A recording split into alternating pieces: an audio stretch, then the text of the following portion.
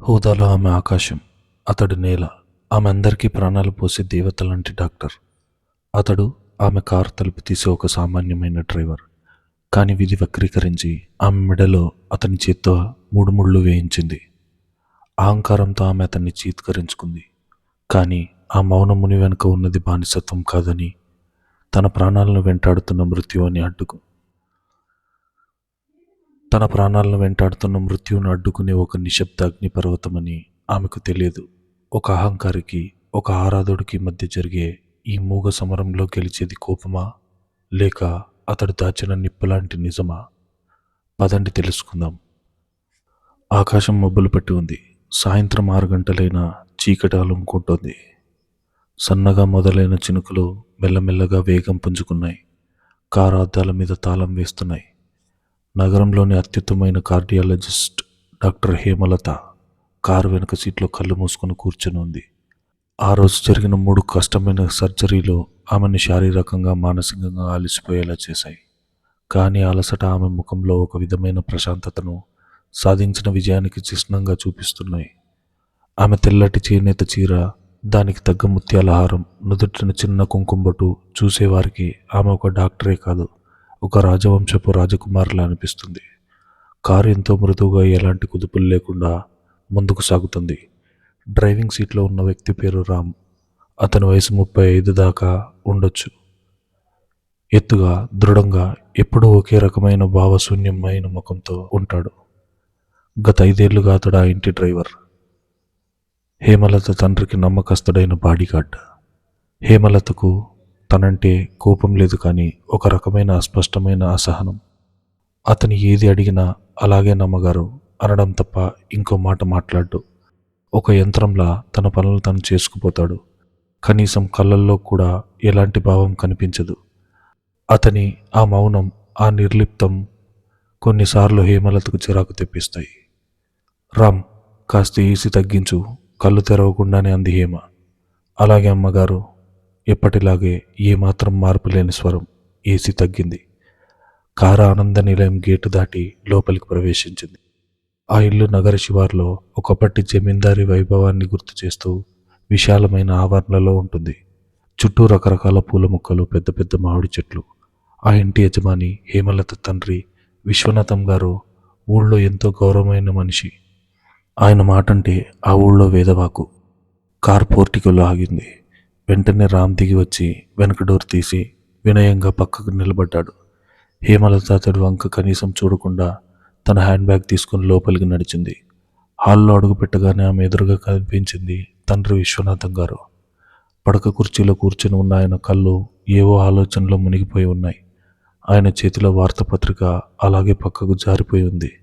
వయసు మీద పడుతున్న ఆయన ముఖంలో ఉండే గంభీరత, ఆ ఆత్మవిశ్వాసం ఏమాత్రం తగ్గలేదు. కానీ ఈరోజు ఆయన ముఖంలో ఏదో తెలియని దిగులు, ఏదో అల్లజడి కనిపిస్తున్నాయి. నాన్నగారు అంటూ దగ్గరికి వెళ్ళింది హేమ. విశ్వనాథం గారు ఉలిక్కిపడి కళ్ళు తెరిచారు. కూతుర్ని చూడగానే ఆయన కళ్ళల్లో ఒక విధమైన ఆవేదన కదలాడింది. కానీ క్షణాల్లో దాన్ని దాచుకున్నారు. వచ్చావమ్మా, ఈరోజు చాలా ఆలస్యమైంది అన్నారు నవ్వుతూ. కానీ ఆ నవ్వులో ప్రాణం లేదు. అవును నాన్నగారు, 2 ఎమర్జెన్సీ కేసులు వచ్చాయి. మీరెందుకు ఇంకా పడుకోలేదు? మందులు వేసుకున్నారా అంటూ ఆయన పక్కనే ఉన్న చిన్న స్టూల్ మీద కూర్చుంది. ఆమె చేతులు ఆప్యాయంగా తండ్రి చేతులను పట్టుకున్నాయి. వేసుకున్నాను తల్లి, నువ్వు వెళ్ళి స్నానం చేసిరా, భోంచేద్దాం. హేమలతకు తండ్రి గొంతు ఏదో తేడాగా అనిపించింది. ఆయన చేతులు చల్లగా ఉన్నాయి. నాన్నగారు, ఒంట్లో బాగలేదా? ఏదైనా సమస్య ఉందా అని అడిగింది కంగారుగా. ఏం లేదు, వయసు ప్రభావం కదా, కాస్త నీరసంగా ఉంది అంతే. నువ్వెళ్ళు అని బలవంతంగా నవ్వారు. హేమలత పైకి వెళ్ళి స్నానం చేసి వదలైన దుస్తులు వేసుకుని కిందకు వచ్చేసరికి డైనింగ్ టేబుల్ దగ్గర అంతా సిద్ధంగా ఉంది. కానీ విశ్వనాథం గారు ఏమీ తినకుండా ప్లేట్లో అన్నాన్ని అలాగే కలుపుతూ కూర్చున్నారు. హేమలత ఆయన వంక నిశితంగా చూసింది. తండ్రికి ఏదో పెద్ద కష్టం వచ్చిందని ఆమెకు అర్థమైపోయింది. ఆమెకు తల్లి లేదు. చిన్నప్పటి నుంచి తండ్రే సర్వస్వం. ఆయన కంటి నుంచి నీరు వస్తే తట్టుకోలేని మనస్తత్వం ఆమెది.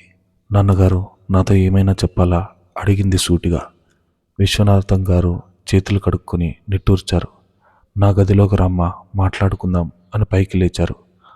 ఆయన స్టడీ రూమ్ ఎప్పుడూ పుస్తకాల వాసనతో నిండి ఉంటుంది.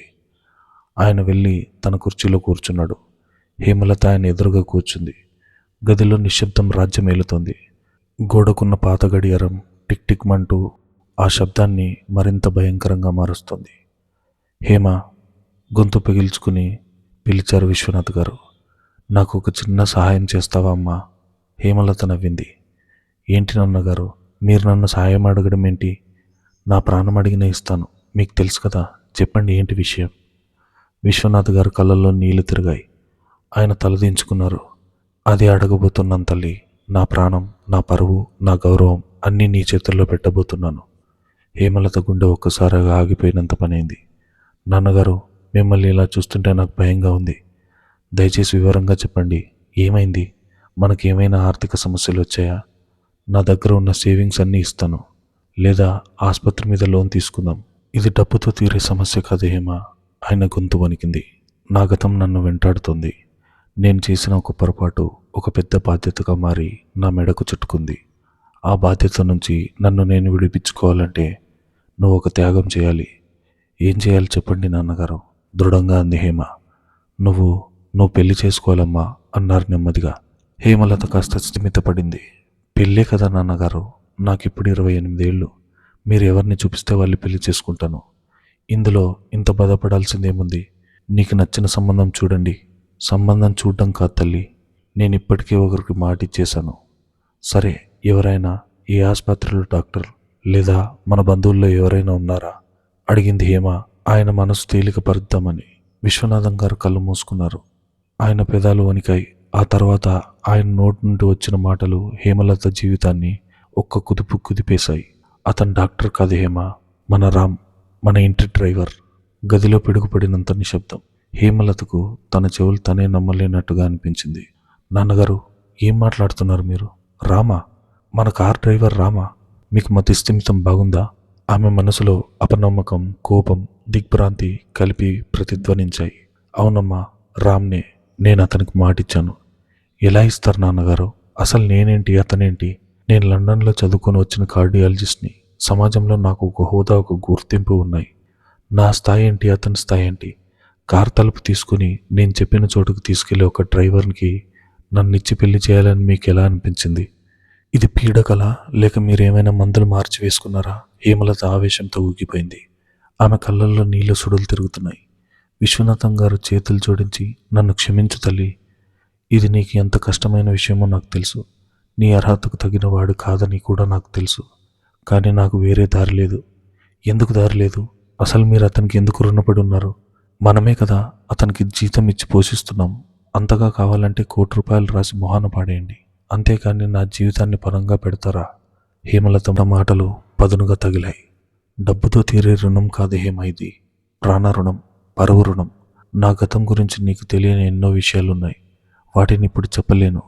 కానీ ఒక మాట మాత్రం నిజం. రామ్ లేకపోతే ఈరోజు నీ తండ్రి బ్రతికి ఉండేవాడే కాదు.